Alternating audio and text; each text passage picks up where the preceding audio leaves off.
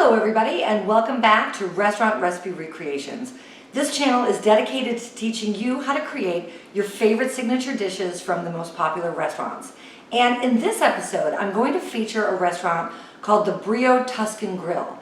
Now, if you haven't eaten at one before, or if you have one in or near your market, I definitely recommend it. It's kind of a classic upscale Italian-American bistro, great signature drinks, great appetizers, great happy hour, which I'm all about for sure. And they've got, great outdoor dining, which is where I like to dine. I live in Sarasota, Florida. The weather here is usually beautiful, if not a little hot, but I'm pretty much a native, so I'm used to the hot weather. I like to sit outside, and I happen to have a Tuscan grill right down the street from my house, so I'm very fortunate in that regard. But what I'm going to teach you how to do today is their signature pasta dish. It's called, strangely enough, pasta brio, although not that original, but the dish itself is delicious. It's a combination of rigatoni pasta, and it's tossed in a roasted red pepper cream sauce with grilled chicken breast, cremini mushrooms, spinach, roasted red peppers, and it's just incredible. So if you're looking for something to do for dinner tonight, or if you're entertaining guests this weekend, what have you, I can show you how to create the Brio Tuscan Grill Pasta Brio in about 10 minutes. As you know, if you've seen any of my other videos, I like to have everything that I need ready to go. I've got it right here, so let's go ahead and get started.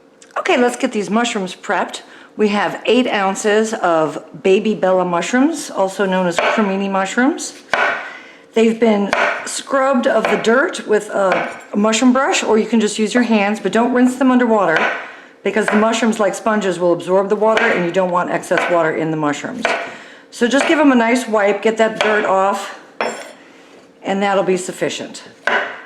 Now this is an 8-ounce bunch of fresh spinach, washed fresh spinach, and we're going to go ahead and cut off the tough stems and discard, and then we're going to julienne the spinach.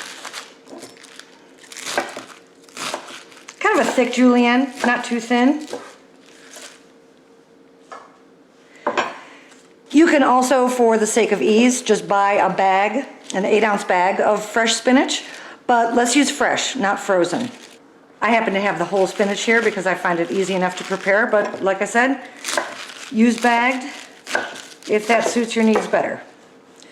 The point here is fresh, not frozen. All right, my peeps, I've got the pan on high. It's nice and smoking hot, which is what you want before you add the oil.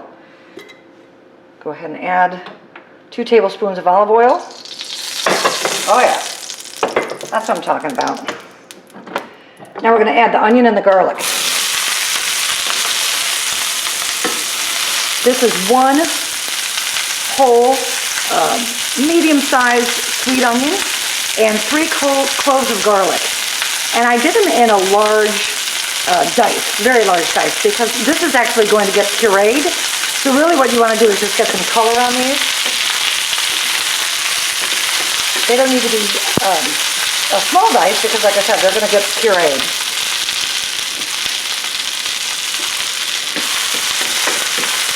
We're just going to put these bad boys up. Oh, I got a runner. I got a runner. All right. See that beautiful color?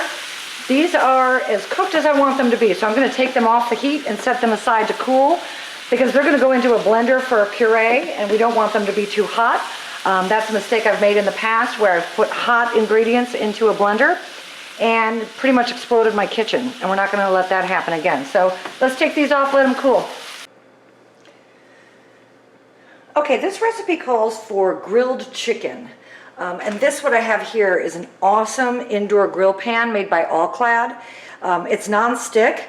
I'm going to show you how to do the grilled chicken indoors. Obviously, if you're an outdoor griller and that's your jam, then grill your chicken outdoors. But for these purposes, I'm going to show you how to do them indoor. I've got both my burners here on high. We're letting this come up to temp, and it goes pretty quick. And then, even though it's non-stick, I am going to coat it with a little bit of non-stick, come on, get it out, non-stick cooking spray. thinly sliced chicken breasts. I happen to get these thinly sliced from the butcher, 5 ounces a piece.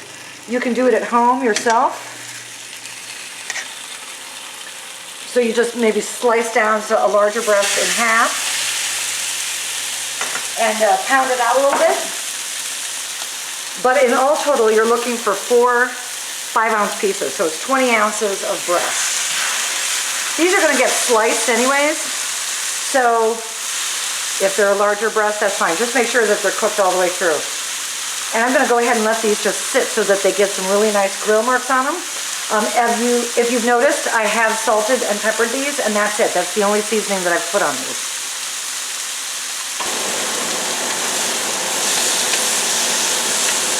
Okay, the sauce for this is a puree. So I'm going to go ahead and put the ingredients that I need for the sauce into the blender. We're going to puree it up. I have here the 1 small onion and the 3 cloves of garlic that I browned earlier.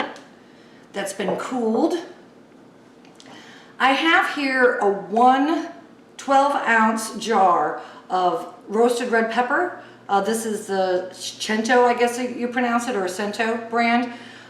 You can use the Mancini as well, not specific, but it's a 12-ounce jar. And I've taken out half of the peppers and reserved them because they're going to go into the pasta mixture, but I want this to go into the sauce. So roasted red pepper with the liquid. Half of a jar of the roasted red pepper with liquid, that goes in. 1 cup of chicken stock. That happens to be homemade. I'm kind of a snob about that, but you can certainly use boxed chicken broth, whatever works for you. And 1 cup of heavy whipping cream. I'm going to pepper this bad boy, and I'm going to puree it and hope that it doesn't explode. In fact, I'm going to take the air vent lid off to make sure that it doesn't explode. I've had that happen before, and it's a total nightmare. Got to turn it on first. You got to be smarter than the blender.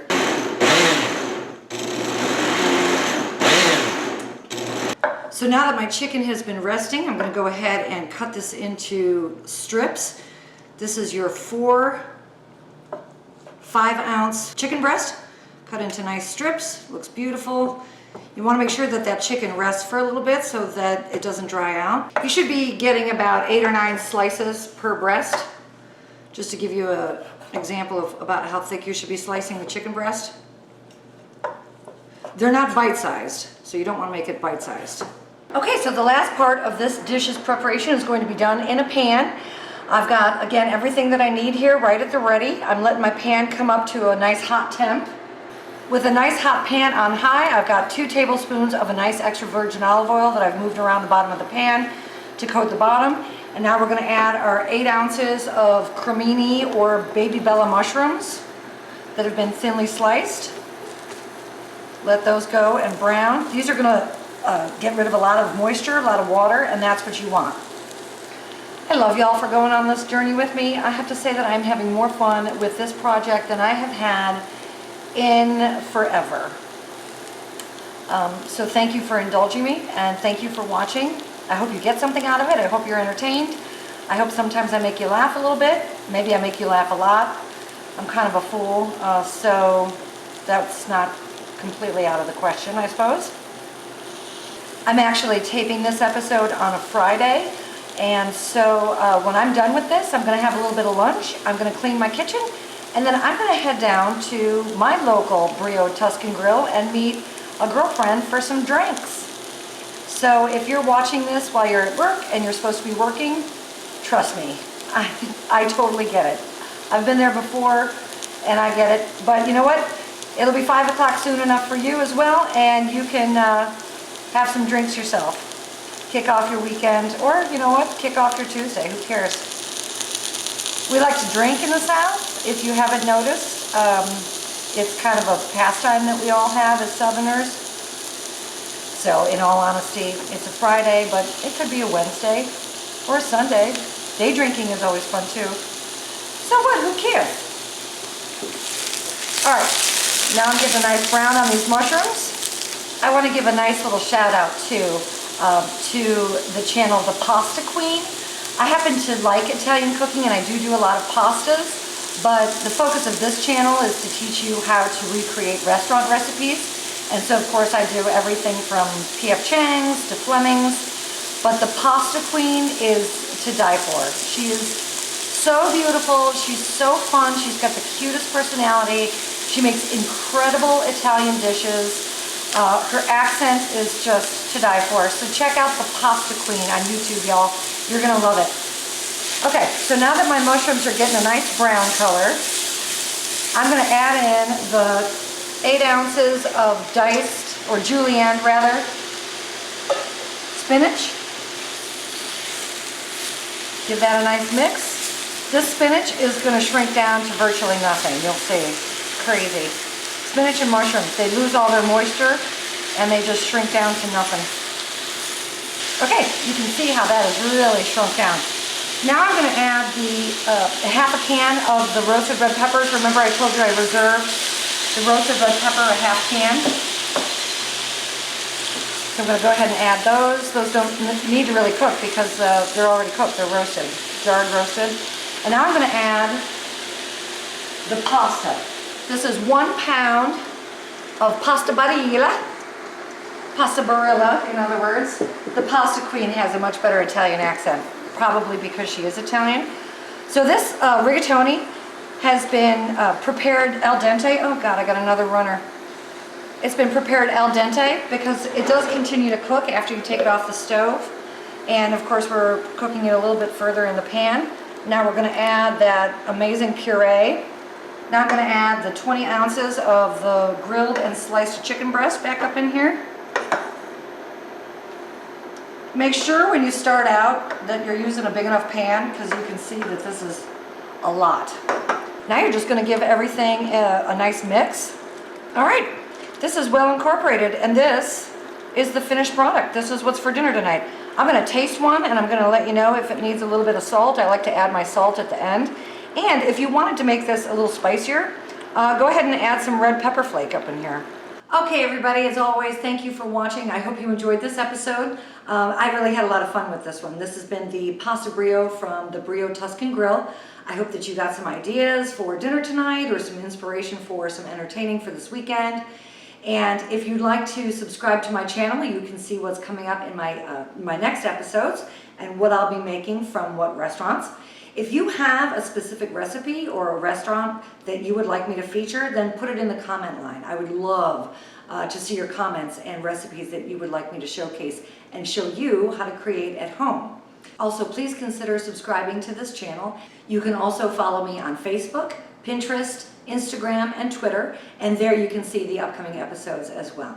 Have an awesome day, everybody. We'll see you again here soon at Restaurant Recipe Recreations, and have a great weekend. Ciao!